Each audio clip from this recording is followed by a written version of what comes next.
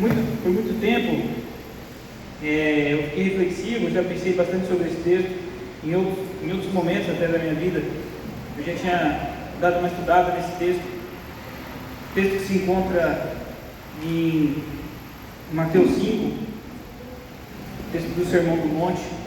Nós, na Escola Bíblica Dominical, na Sala Maturidade Cristã, estamos estudando este discurso do Senhor Jesus, que marcou o início do seu ministério, e eu ocupo aqui os capítulos 5, 6 e 7 do Evangelho de Mateus, onde Jesus se apresenta aos seus discípulos e também ao povo, anunciando as boas novas que ele mesmo viria trazer. Alguns textos desse discurso são bastante intrigantes, e interessantes. O caso de hoje é um desses casos, onde parece que Jesus faz um paradoxo, e começa a proferir palavras que às vezes não fazem muito sentido, mas quando nós paramos para refletir, nós entendemos o real sentido das palavras de Jesus. O Sermão do Monte começa em Mateus 5, com as bem-aventuranças. E bem-aventuranças, irmãos, é um termo que a gente encontra nas Bíblias da linguagem mais antigas, talvez nas mais atuais existem palavras felizes, E ouvindo até um comentário essa semana sobre as bem-aventuranças, um teólogo que estudou a fundo esse termo, eu peguei em não anotar aqui o termo original, mas ao estudar esse termo, esse teólogo chegou à conclusão de que a melhor tradução para esse termo, seria com abastado ou com grande abastança, O termo bem-aventurança seria com agraciado, com cheio de graça, Seriam essas pessoas. O termo bem-aventurança também não pode ser reduzido a apenas felicidade, Traduzir o termo bem-aventurança como foi traduzido, para nós entendermos o sentido, seria muitíssimo felizes, E é disso que nós vamos falar hoje, sobre esse texto das bem-aventuranças que se encontra em Mateus, capítulo 5, a partir do versículo 1. Antes de estar lendo, vamos mais uma vez orar ao Senhor, pedindo o direcionamento dele nessa noite. Senhor nosso Deus, nosso Pai, nós queremos te agradecer, ó Pai, por estarmos na sua casa, por, ó Pai, sermos filhos do Senhor. Nós queremos te agradecer por este momento, queremos pedir também o seu direcionamento nessa noite. Que a nossa atenção esteja voltada à tua palavra, que o Senhor abençoe, Pai, tudo que for ministrado aqui, que não haja barreira que impeça o nosso entendimento, o nosso recebimento dessa palavra. Fala os nossos corações nessa noite, Pai, em nome do Senhor Jesus. Amém. Então, irmãos, como eu disse, na Escola Bíblica nós estamos estudando todo o Sermão do Monte, e recentemente nós tivemos 2 aulas sobre essa passagem que nós vamos falar aqui hoje. Então hoje eu estou até com a minha revista aqui da Escola Bíblica, fazendo propaganda. Então a nossa lição de hoje é baseada em uma aula que nós já estudamos. Ainda bem que ninguém que estava aqui nas aulas nesse dia está aqui hoje, então é novidade para todos. Mas é um texto, como eu disse, fala ao meu coração há algum tempo. Diz assim, Lucas 5, 1: E Jesus, vendo a multidão, subiu ao monte, e assentando-se, aproximaram-se dele os discípulos. E abrindo a sua boca, os ensinava, dizendo: Bem-aventurados os pobres em espírito, porque deles é o reino dos céus. Bem-aventurados os que choram, porque eles serão consolados. Bem-aventurados os mansos, porque eles herdarão a terra. Bem-aventurados os que têm fome e sede de justiça, porque eles serão fartos. Bem-aventurados os misericordiosos, porque eles alcançarão misericórdia. Bem-aventurados os limpos de coração, porque eles verão a Deus. Bem-aventurados os pacificadores, porque eles serão chamados filhos de Deus. Bem-aventurados os que sofrem perseguição por causa da justiça, porque deles é o reino dos céus. Bem-aventurados sois vós, quando vos injuriarem e perseguirem, e mentindo disserem todo mal contra vós por minha causa. Exultai e alegrei-vos, porque é grande o vosso galardão nos céus, porque assim perseguiram os profetas que foram antes de vós. Amém? Então são aí as 8 bem-aventuranças descritas por Jesus. A primeira proposta que eu quero fazer para nós essa noite é entendermos essas 8 bem-aventuranças não de forma individuais, separadas, mas em um conjunto único que forma o caráter do cristão. Então a primeira proposta, irmãos, é nós entendermos que aqui Jesus, ao iniciar esse sermão, ao convocar os seus discípulos, Jesus, vamos colocar nos termos atuais, dá as cartas sobre o que ele viria, qual a sua missão, e o que ele pregava, o que ele ensinava. Então ele ensinou e deu vamos dizer assim, os padrões, estabeleceu os padrões para aqueles que desejavam seguir. E aqui inicia essa série de padrões, né? Nós podemos dividi-los, apesar de nós entendermos eles como um todo, em 2 partes, onde os 4 primeiras bem-aventuranças, Jesus trata desse caráter do cristão de forma espiritual. É como se nós estivéssemos falando sobre o caráter espiritual de todo cristão, quando nós entendemos essas 4 primeiras bem-aventuranças. Então, no primeiro momento, nós estamos tratando essas bem-aventuranças como nosso relacionamento com Deus, tratando do caráter espiritual. Nós vamos ler alguns textos da Bíblia, mas mantenha também aí Mateus aberto, que nós vamos voltar em cada uma dessas bem-aventuranças. No versículo 3 diz assim: bem-aventurados os pobres em espírito, porque deles é o reino dos céus.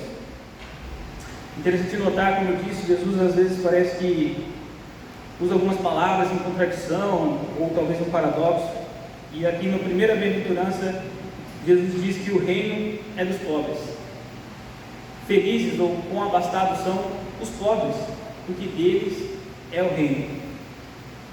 Muitas vezes nós, e principalmente aqueles que decidiram perseguir Jesus no tempo de Jesus, cometiam um erro de não entender o que Jesus dizia, né? Jesus não estava muitas vezes falando do aspecto físico, material, mas do espiritual. Como esse exemplo, Jesus diz que os pobres herdarão o reino. Se nós trouxermos isso para a nossa lógica humana, um pobre provavelmente nem entraria no reino. Nós pegarmos aí um reino, um palácio, talvez lá do Palácio Britânico, do rei da Inglaterra. Irmãos, um pobre, né, um mal vestido, até mesmo nós juntarmos um dinheiro, conseguimos ir lá para a Inglaterra, nós não vamos conseguir entrar nesse reino, é um reino fechado, né? Apenas os monarcas, a família imperial, a família real tem acesso a esse reino. Mas Jesus diz que os pobres herdarão esse reino, porque Jesus está falando dos pobres de espírito. E o que quer dizer o pobre de espírito? Significa, irmãos, nós, quanto cristãos, mudando esse caráter cristão que Jesus estabelece aqui, nós reconhecemos a nossa pobreza espiritual. Em que sentido? De quão falhos e pecadores nós somos diante de Deus. E quão grande foi a obra de Jesus que possibilitou que nós tivéssemos a condição de sermos chamados filhos de Deus. Essa pobreza espiritual, ela deve fazer parte do crente, né? No domingo, o pastor citou o texto do fariseu e do publicano, onde o publicano dizia: graças te dou porque não sou como os demais homens, jejuo, dízimo, de tudo quanto ganho. Já o publicano, quem disse isso foi o fariseu, o publicano diz: ó Deus, sê propício a mim, que sou pecador. A igreja de Laodiceia sofre uma advertência em Apocalipse 3,17, que diz assim: pois dizes, estou rico e abastado, e nem preciso de coisa alguma, e nem sabeis que tu és infeliz, sim, miserável, pobre, cego e nu. Aqui nós vemos a contradição, né? Tanto da igreja de Laodiceia, como também do fariseu, em se achar que não precisavam de nada mais, não precisavam da misericórdia de Deus, em se acharem insuficientes. A igreja de Laodiceia dizia: eu sou rico e abastado. Ao contrário, o fariseu, o publicano, em dias aos pés de Jesus, reconhecia sua pobreza espiritual. né? Essa é a condição indispensável para que nós possamos receber o reino de Deus. Essa pobreza, esse reconhecimento, né, da nossa fraqueza diante da perfeição de Deus. A segunda, como eu disse, nós devemos entender que não são tópicos separados, mas fazem parte de um conjunto. Mateus 5,4 diz que bem-aventurados são os que choram, porque eles serão consolados. Dizer para uma pessoa que ela é feliz porque ela chora também parece contraditório, né? Mas nós entendemos que é uma continuação desse ensino de Jesus. Nós devemos entender que esse choro é o choro do arrependimento. É o choro do arrependimento por você reconhecer que você é pobre de espírito. Esse choro aqui não é aquele choro enlutado, o choro da dor, o choro do sofrimento, mas é o choro do arrependimento. Como disse, como Jesus, né, se compadeceu do pecado do povo quando se aproximou da cidade de Jerusalém. Jesus chorou pelo pecado que não era nem dele, era do povo. 2 Coríntios 7,10 diz assim: porque a tristeza segundo Deus produz arrependimento para a salvação, que a ninguém traz pesar, mas a tristeza do mundo produz morte. A tristeza do mundo produz morte, enquanto a tristeza de Deus traz arrependimento. Esse é o choro que é consolado aqui, segundo as palavras de Jesus. Nós reconhecemos a nossa pobreza de espírito perante Deus é uma coisa, mas nós nos entristecermos por ela é outra coisa, né? Não basta nós reconhecermos o nosso papel, o nosso ser falho diante de Deus, mas isso deve trazer em nós uma reflexão e um arrependimento. Terceiro, os mansos. Ainda falando sobre a segunda bem-aventurança, irmãos, sobre esse reconhecimento da pobreza de espírito e desse arrependimento, refletindo um pouco sobre a vida cristã, essa é a diferença, irmãos, daqueles que aceitam a mensagem de Cristo e aceitam como Senhor e Salvador, para aqueles que não aceitam.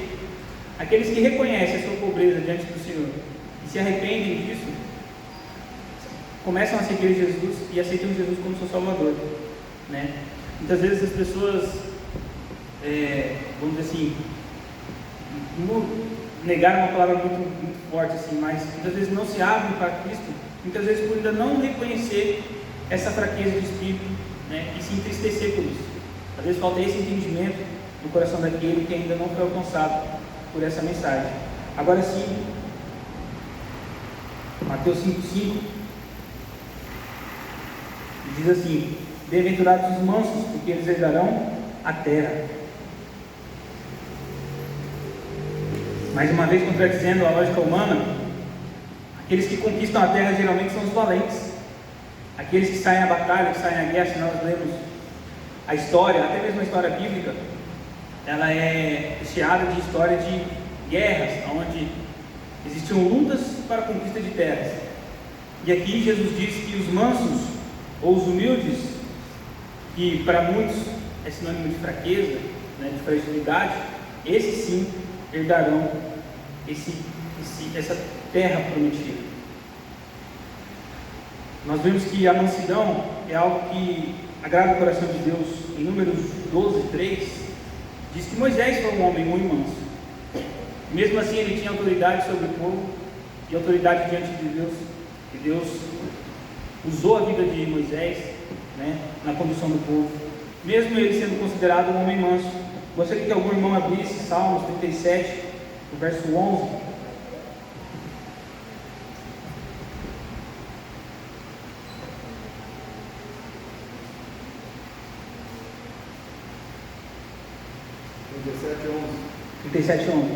Mas os mansos herdarão a terra e se deleitarão na abundância de paz. Olha aí, essa promessa de terra para os mansos já havia sido profetizada lá nos Salmos, e Jesus reafirma isso. Aqui John Stott, uma citação diz assim: a condição pela qual tornamos posse da herança espiritual em Cristo não é a força, mas a mansidão, pois tudo é nosso se somos de Cristo. É a bem-aventurança da pessoa cuja vida é controlada por Deus. Então o manso aqui, irmãos, ao contrário do que muitos podem associar, não está se referindo à fraqueza, mas sim a capacidade de ser controlado e ter a vida controlada por Deus. Essa palavra manso, assim, geralmente se usa como um animal, né? Por exemplo, o cavalo foi amansado, ou o cavalo é manso, porque ele é facilmente dominado, né? Foi ali, recebeu ali a educação ali, e nós podemos trazer essa palavra de mansidão como nós sendo moldados e flexíveis às ordens de Deus, né? Um homem que tem um coração manso é um homem que facilmente deixa sua vida ser controlada pelo Senhor. E a quarta bem-aventurança que molda o caráter cristão está em Mateus 5,6, que diz: bem-aventurados os que têm fome e sede de justiça, porque eles serão fartos. Aqui vale nós entendermos que Jesus não está falando de qualquer fome, de qualquer sede. Essa ilustração que Jesus faz não é aquela sede de: nossa, faz hora que eu não tomo água, preciso tomar uma água. Ou aquela fome de: está na hora do meu almoço e eu preciso comer. Seria uma fome assim, que faz 2 dias que eu não como, né? Uma sede de que estou no deserto, estou caminhando o dia todo e estou precisando de um copo de água imediatamente, né? É esse tipo de fome que Jesus diz. Sede e fome de justiça. Muitas vezes nós podemos pensar e levar apenas para um aspecto dessa fome e sede de justiça, que é a justiça social, né? Às vezes nós olhamos essa passagem bíblica e talvez pensamos, né, sobre a justiça social. Nós sabemos que a humanidade padece e sofre por causa do pecado. O pecado é a raiz, né, de todas as dores e aflições que existem na humanidade. E esse pecado traz tudo que a gente vê como injustiça, né?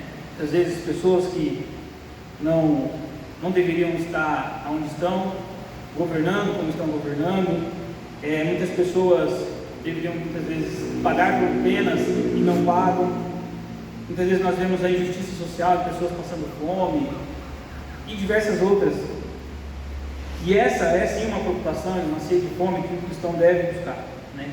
Como filhos de Deus, entendendo que todos fazemos parte da família de Deus, essa crítica social, essa justiça social deve fazer parte da vida do cristão, né? O cristão deve sempre buscar.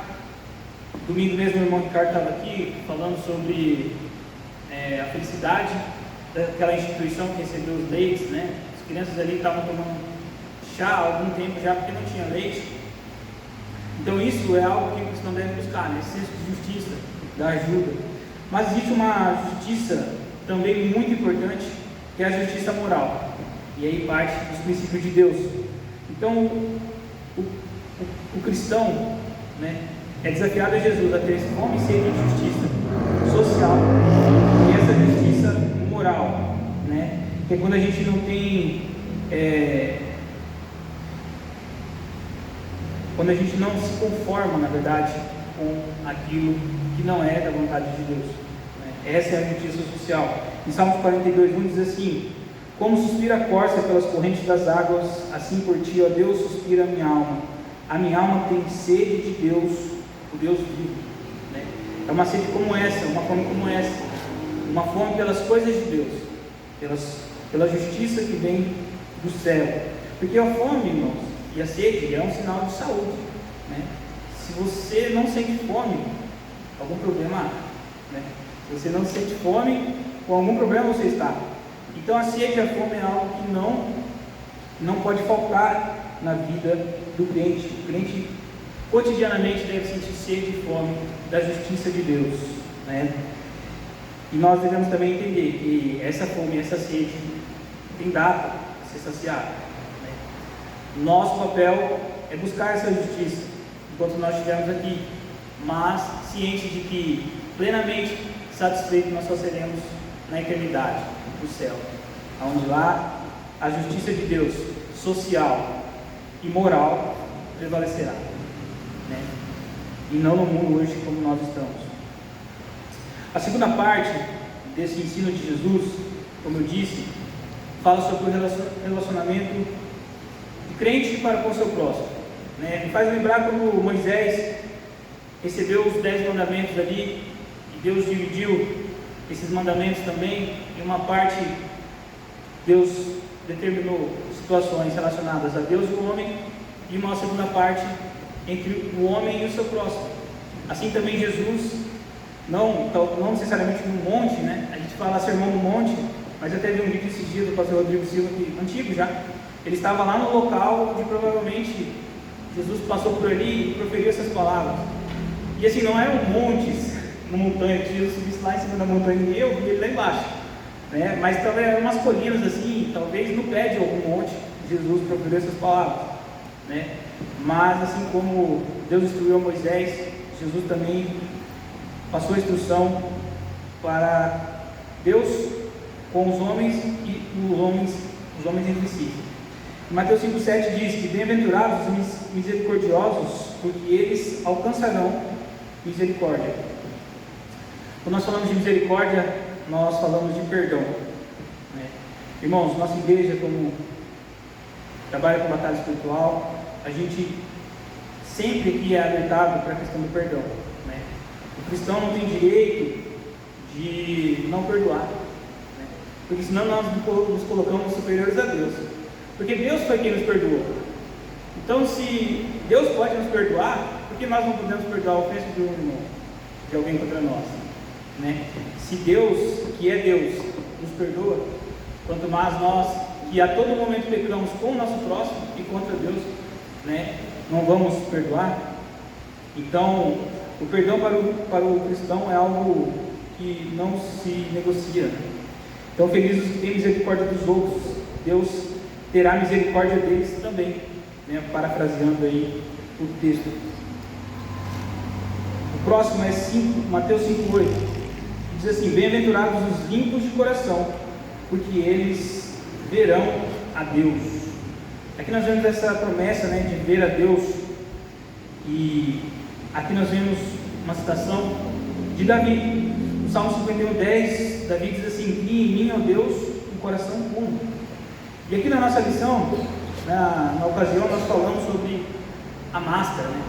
Sai a máscara para que nós podemos ver a Deus. E o coração puro é um coração que derruba essas máscaras. E qual é a metáfora dessa máscara, irmãos? É o cristão de aparência, né? Às vezes eu posso estar aqui trazendo a mensagem para os irmãos essa noite, mas se em casa minha esposa estiver triste porque eu maltrato ela ou os meus filhos, irmãos, é uma máscara, né? Nós podemos ter aí alguma evidência, às vezes, um papel de liderança, às vezes até um papel de cobrar, até mesmo muitas vezes vejo pessoas se colocam ali como discipuladoras de outras pessoas, mas as pessoas precisam ter um coração limpo para não viver de aparências, né? É importante nós vivermos aquilo que nós exercemos, né, na igreja, na nossa casa. Se nós proferimos que nós somos de Cristo, nós devemos cuidar do nosso coração, para que não haja essas máscaras, né? Porque, irmãos, se nós falamos uma coisa, pregamos, cobramos lá fora que o mundo se volte a Jesus, e dentro da nossa casa, quando ninguém está vendo, nós damos mau testemunho, seria uma hipocrisia da nossa parte. Então, para ver a Deus, nós precisamos de corações puros e limpos. Devemos buscar isso. Mateus 5,9. Estamos já finalizando as bem-aventuranças. Bem-aventurados os pacificadores, porque eles serão chamados filhos de Deus. Bem-aventurados os pacificadores. No dia que nós estávamos nessa aula, até fiz uma pergunta assim: você conhece alguém lá na sua casa, ou no seu trabalho, aquela pessoa que quando chega, a confusão chega junto? Tem sempre uma tia na família, um primo, que quando aquela pessoa está envolvida no local ali, daqui a pouco vai ter um burburinho, ela vai semeando daqui, vai semeando dali. Tem gente que tem esse problema, irmão. A gente só não pode ser essa pessoa, pelo amor de Deus. Eu brinquei com isso nessa aula, né? A gente conhece alguém que é assim, mas nós não podemos ser assim, né? Ao contrário, nós temos que ser os pacificadores. E é interessante nós notarmos uma coisa, irmãos. Para isso, eu vou pedir que os irmãos abram 2 Coríntios 5:18. 2 Coríntios 5:18.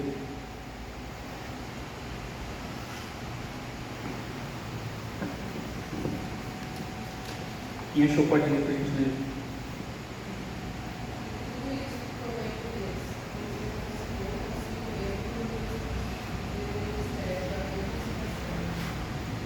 Olha aí.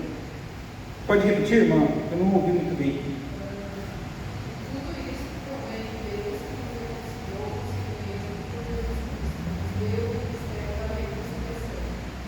Tudo isso vem de Deus, que nos reconciliou consigo mesmo através de Cristo, que nos deu o ministério da reconciliação. É isso, né? Então, essa reconciliação, irmãos, da qual nós devemos fazer parte, já a partir de Cristo, né? Os pacificadores, eles são reconciliados, né? Porque Cristo reconciliou Deus com o homem. Eu acabei de falar aqui que o pecado é o problema causador da humanidade, e é o pecado que separa o homem de Deus, que afasta o homem de Deus. Mas a obra de Jesus veio e reconciliou esse conflito, né? Os pacificadores, quando falam em pacificação de um conflito, pacificação, ficou famoso há uns anos atrás, a pacificação das comunidades, são pessoas que chegam ali para acalmar o conflito, para acabar com o conflito. Jesus fez esse papel entre Deus e o homem, né? O pecado tinha ali, fazia ali essa separação, esse afastamento entre Deus e o homem, mas Jesus, pela sua obra, reconciliou-nos com o Pai. Efésios 4:3 diz assim: esforçando-nos diligentemente por preservar a unidade do Espírito, no vínculo da paz, falando da paz, né? E Romanos 12:18 e Hebreus 12:14 diz assim: seguir a paz com todos e ter paz com todos os homens. Então os pacificadores serão reconciliados, como Jesus disse. E por último, a nossa última bem-aventurança está nos versículos 10, 11 e 12, e diz assim: bem-aventurados os que sofrem perseguição por causa da justiça, porque deles é o reino dos céus. Bem-aventurados sois vós, quando vos injuriarem e perseguirem, e mentindo disserem todo mal contra vós por minha causa. Exultai e alegrai-vos, porque é grande o vosso galardão nos céus, porque assim perseguiram os profetas que foram antes de vós. Hebreus 11:36 também diz assim: outros, por sua vez, passaram pela prova de escárnio e açoites, assim, sim, até de algemas e prisões, foram apedrejados, provados, cerrados pelo meio, mortos ao fio da espada. E aí nós lembramos também de Estevão, que foi um mártir e morreu por causa dessa mensagem. Irmãos, aqui Jesus deixa uma promessa, né? Bem-aventurados ou quão abastados, muitíssimo felizes são aqueles que sofrem perseguição por causa da justiça. Aquela justiça que nós falamos lá no começo, aquela justiça que o cristão tem que ter sede e fome, né? E também Jesus disse: aqueles que se injuriarem, perseguirem, seguirem mentindo, disserem todo mal contra vós por minha causa. Então Jesus, vamos dizer assim, traz para si essa responsabilidade, né? Mas é importante nós destacarmos que o motivo dessa perseguição é uma perseguição por causa da justiça, né? Nós entendemos que, não vou dizer muito assim os cristãos, a Bíblia hoje tem sido perseguida na sociedade, né? Os valores que a Bíblia nos traz, e nós perseguimos essa palavra, sofremos também essa perseguição. Mas os valores de Deus, essa justiça moral, como eu disse, essa tem que sofrer perseguição também. Mas Jesus promete, né, e diz que felizes são esses que sofrem a perseguição por causa dessa justiça, né? Como Jesus disse, por minha causa. Então, quando aceitamos a Cristo e a salvação que Ele oferece, né, no mundo que Cristo foi rejeitado, Jesus diz que nós somos bem-aventurados, né? Então é normal para nós sofremos essa perseguição? O mundo, porque o mundo perseguiu o próprio Jesus Cristo, né? Foi o próprio mundo que condenou Jesus. E nessa perseguição, Jesus deixa uma ordem, né? Regozijai-vos e exultai. E existe esse prêmio, né? Que é o nosso galardão, promessa que Jesus deixa, que grande será o galardão do céu, para aqueles que suportarem essa perseguição. Irmãos, eu vejo assim que essa perseguição, como isso aqui, tem que ser pelo motivo certo, pelo motivo da justiça, como diz Jesus. Eu vejo muitas vezes cristãos comprando algumas brigas aí fora, que se os irmãos que fazem isso comprassem as brigas corretas, né? Eu vejo muitas vezes irmãos entrando em algumas brigas, comprando mesmo assim, sabe, barulho. Na época de eleição, então fica mais evidente. Se os irmãos concentrassem essa energia para lutar, por exemplo, pela nossa escola bíblica, como seria, né? Pela nossa igreja, pelo dízimo, né? Pela ajuda social, né? Então, irmãos, já que nós temos essa iminente perseguição à vista, que seja pelo motivo correto, que seja pelos valores de Deus, aquilo que Jesus colocou no nosso coração, né? Para que nós possamos aí lutar contra aqueles que perseguem os valores de Cristo. Essas são as 8 bem-aventuranças, irmãos. Eu ainda quero continuar aqui fazendo algumas aplicações para nós sobre esse texto. Então, para que Jesus proferiu essas palavras? Em primeiro momento, para os seus discípulos. Se nós olharmos ali o Evangelho de Mateus, Jesus, vamos dizer assim, recruta os 12 e em seguida ele inicia esse sermão, né? Lá na série de Chosen, até inclusive o 12º chega ali no dia do discurso, né? O Judas Iscariotes é o 12º ali. Ele conhece Jesus no dia do sermão, estava ali ao fundo vendo, para quem assistiu, né? Mas o fato é que Jesus então estabelece esse padrão aos seus discípulos. Ele conclama e começa a pregar, e ali ele estabelece ali esses padrões mesmo, né? Coloca ali como se Jesus fizesse uma proposta aos seus discípulos, né? Aquele que quer me seguir precisa entender o que eu vim fazer. Coloca ali uma série de situações. Esse sermão é bastante extenso, fala sobre diversos temas. Domingo passado a gente estava falando sobre casamento, adultério, divórcio.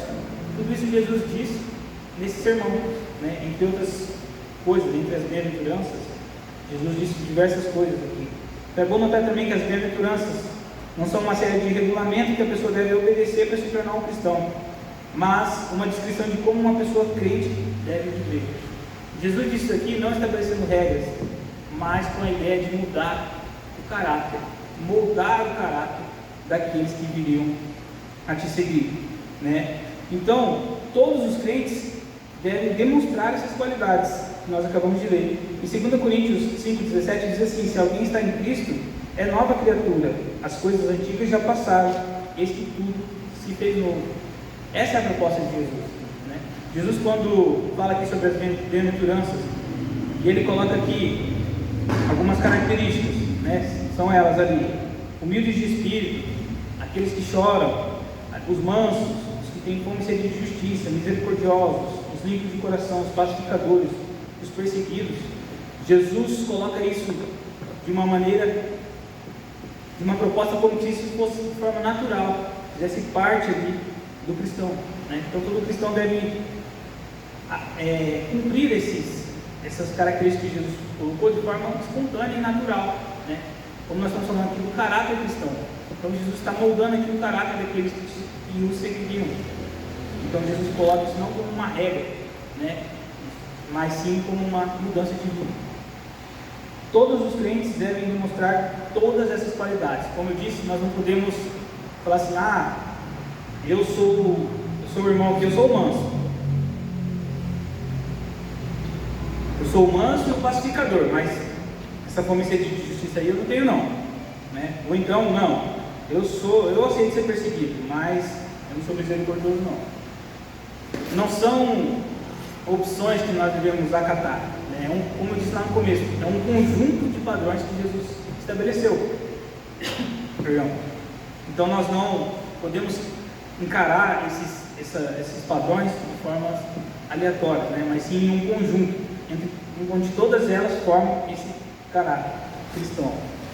E aí Jesus também disse às multidões, se nós lemos o texto, continuando lá, até no primeiro versículo que nós lemos, Mateus 5, diz assim, que não há dúvida que as multidões viram Jesus subir ao monte, porque essa multidão é mencionada ali. E aí Jesus diz ainda no Sermão do Monte, mas lá no final, Mateus 7, 13 e 14, diz assim: entrai pela porta estreita, larga é a porta e espaçoso é o caminho que conduz para a perdição, e são muitos os que entram por ela, porque estreita é a porta e apertado é o caminho que conduz para a vida, e são poucos os que acertam com ela. Então Jesus, além de propor isso para aqueles que o seguiam, para a multidão também, Jesus deixou uma mensagem, né? E nós vimos que esse texto da porta larga e porta estreita se encaixa perfeitamente nas bem-aventuranças, porque ninguém quer chorar, né? Ninguém quer ser o manso, o injustiçado, né? Então Jesus faz essa proposta também. Uma das promessas, são duas, se nós olharmos no todo, uma delas é essa felicidade. Como eu disse, na nossa tradução, nesse comentário que eu vi, o teólogo até estava falando sobre a dificuldade que foi para se achar um termo em português para traduzir, né? Foi traduzido como bem-aventurança, e nós não usamos esse termo, ninguém falou bem-aventurado. A gente só ouve esse termo quando lê essas passagens bíblicas. Tem o bem-aventurado também, o homem que não se assenta na roda do outro. Bem-aventurado, o pastor sabe de cor, Salmo 1. Bem-aventurado, o homem que não... Anda segundo o conceito dos ímpios, não se detém no caminho dos pecadores, não se assenta na roda dos escarnecedores, antes tem o seu prazer na lei do Senhor, nela medita de dia e de noite, pois será como árvore plantada junto de águas, cujas folhas não caem, fica verde o ano todo, dá o seu fruto na estação própria, tudo que fizer prosperar. Olha aí, esse também é o bem-aventurado, né? Tem uma lista aí também, mas também é uma outra passagem que nós vimos esse termo, né? Bem-aventurado. E nós podemos entender que a bem-aventurança não é uma felicidade vazia, né? Nós temos um exemplo do rei Salomão, que foi um grande rei. Tem uma listinha aqui dos feitos de Salomão: compôs mais de 1000 cânticos, mais de 3.000 provérbios. O rei mais rico possuiu 1.400 carros, 12.000 cavalos.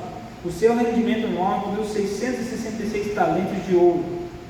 Sua paixão foi satisfeita por 700 mulheres e 300 concubinas. Mas no fim da vida ele exclamou lá em Eclesiastes 2, 10 e 11: tudo quanto desejaram os meus olhos, não lhes neguei, nem privei o coração de alegria alguma, pois eu me alegrava com todas as minhas fadigas, e isso era a recompensa de todas elas. Considerei todas as obras que fizeram as minhas mãos, e eis que tudo era vaidade e correr atrás do vento, e nenhum proveito havia debaixo do céu. Jesus não propõe para nós essa felicidade vazia, onde o rei Salomão procurou nas suas posses, naquilo que ele poderia aproveitar da sua vida, toda a sua riqueza. O homem que teve 1000 mulheres. Toda vez que eu lembro eu lembro disso aqui, eu lembro do irmão Jorge, né? Ele ficava rindo assim, que ele falava assim, que com uma já está difícil, imagina com 1000. o irmão Jorge. Toda vez que a gente fala desse texto, eu lembro do irmão Jorge, né? Mas enfim, ele buscou essa alegria nos prazeres da vida. Mas Jesus, ele faz uma promessa de um reino, né? Jesus não faz promessa aqui para essas felicidades passageiras. Ele fala sobre a verdadeira felicidade, né? Porque, irmãos, uma felicidade que não é plena, não é uma felicidade enraizada no nosso coração, ela pode ser derrubada com uma notícia ruim, por exemplo, sobre o estado de saúde, a perda de um ente querido, uma situação financeira delicada, né? Tudo isso pode levar facilmente embora uma felicidade passageira. Mas o cristão, ele tem que entender, eu falei isso em outras oportunidades aqui, que nós, enquanto cristãos, nós não estamos isentos, imunes de passar pelas aflições, mas nós sabemos aqui recorrer nas aflições, né? Nós temos a felicidade genuína de poder servir a Cristo. Antes de vir para a igreja, eu fiquei sabendo de duas notícias boas, né? Uma foi da irmã Liliane, que a irmã Adriana passou notícias boas, né? O procedimento deu tudo bem, está se recuperando no hospital. E a outra foi do pastor lá da primeira igreja, eu só sei o sobrenome breve, Gilson Breder, né?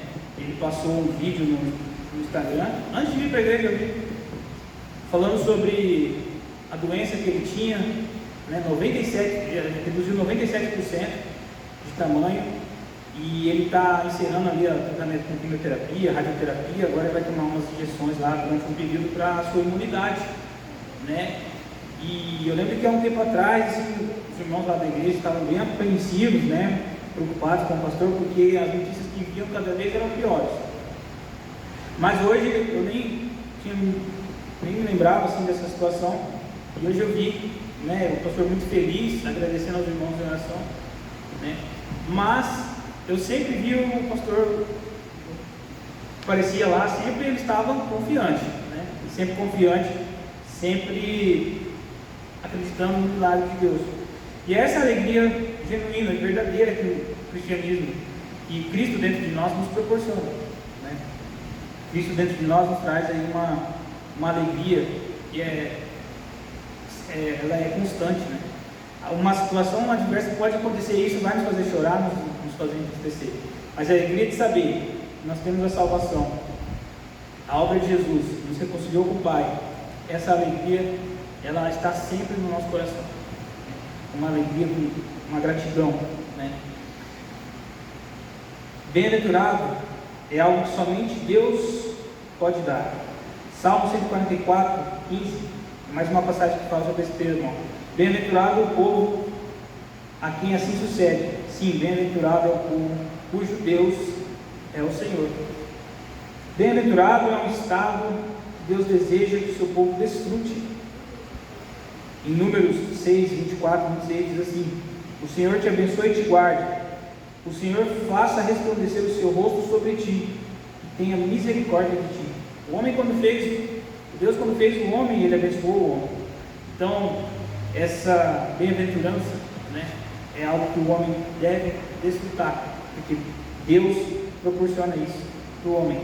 E bem-aventurança não depende das circunstâncias, que é algo que eu acabei de citar, e tem aqui alguns textos escritos pelo apóstolo Paulo. Filipenses 4, 10 e 11 diz assim: alegrei-me sobremaneira no Senhor, aprendi a viver contente em toda e qualquer situação. 2 Coríntios 7, 4, sinto-me grandemente confortado e transbordante de júbilo em toda a nossa tribulação. Então são palavras que a gente vê que mesmo na tribulação, na adversidade, a pessoa está de pé, né? Confiante no Senhor. E bem-aventurança é relacionado com obediência à palavra de Deus. Salmo 1, o pastor acabou de citar o versículo 1, né? Bem-aventurado o homem que não anda no conselho dos ímpios, e no final antes tem o seu prazer na lei do Senhor, e nela medita de dia e de noite. E a outra promessa é a promessa do reino. Toda bem-aventurança em seguida de uma promessa. Na maioria delas, Jesus promete um reino. E o reino de Deus tem lá seus aspectos, né? Em outra oportunidade também nós já vimos. Ele é um reino eterno, né? É um reino que durará para sempre. É um reino que não é físico. Nós não conseguimos pegar o nosso carro ou um avião e ir em direção ao reino de Deus. O reino de Deus é um reino espiritual, né? Onde Deus age. Então, onde Deus age, ali é o reino de Deus, né? E é um reino contemporâneo, ou seja, nós podemos desfrutar dele. Em Lucas 17, 20 diz assim: não vem o reino de Deus com visível aparência, porque o reino de Deus está dentro de nós. Lucas 17, 20 e 21. Então, irmãos, bem-aventuranças, né? Nós entendemos aqui que Jesus cria padrões para seus filhos, né? Aqui ele vai além das nossos aspectos humanos e físicos e nos leva a uma reflexão a ser moldados o caráter espiritual do cristão, né? Então, felizes os que choram, porque eles serão consolados, né? Os que têm sede e fome de justiça, fala de reconciliação. Jesus, ele convida a todos a participar do reino de Deus, né, propondo essas qualidades, onde cada um de nós deve buscar todas elas para fazer parte da nossa vida. Amém? Vamos estar orando mais uma vez para nós encerrarmos a nossa lição de hoje. Senhor nosso Deus, nosso Pai, nós queremos te agradecer por este momento, pela tua palavra, Pai, que foi ministrada. Amém. Obrigado, Pai, porque a tua palavra é viva e fala aos nossos corações. Que o Senhor abençoa, Pai, cada um que está aqui. Nós te agradecemos pelos irmãos que nós citamos agora, Pai. Tanto a irmã Liliane como o pastor Sobreda. Pai, que o Senhor esteja ali com a irmã Liliane nessa recuperação. Que tudo possa ser bem, o mais breve possível ela possa estar aqui na tua casa, lembrando das bênçãos que o Senhor tem feito na vida dela, relacionado à sua saúde, que ela possa ir para casa também o mais rápido possível. Nós colocamos a família da irmã Liliane e do irmão Carlinhos diante das suas mãos, Senhor. Queremos pedir também, Senhor, a sua bênção no nosso retorno para casa. Te agradecer, Pai, pela mensagem, mais uma vez, que foi aqui lida, Pai, e ministrada. Que os ensinamentos de Jesus, ó Pai, possam estar, ó Deus, constantes no nosso coração. Que a nossa busca, ó Pai, em sermos bem-aventurados em cada um desses aspectos que Jesus disse, ó Pai, seja algo que nós busquemos a cada dia. Essa é a nossa oração, Pai, em nome de